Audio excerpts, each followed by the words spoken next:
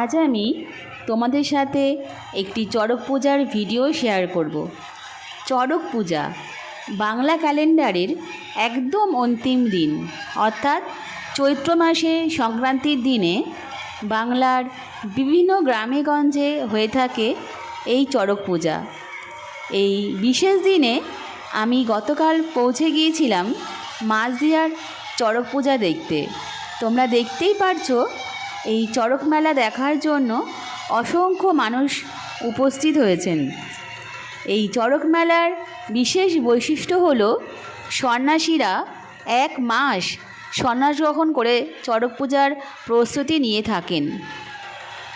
চড়ক পূজার মূল পর্বের এই অসম্ভব কাজটি সম্ভব হয় একমাত্র দেবাদিদেব মহাদেবের কৃপায়।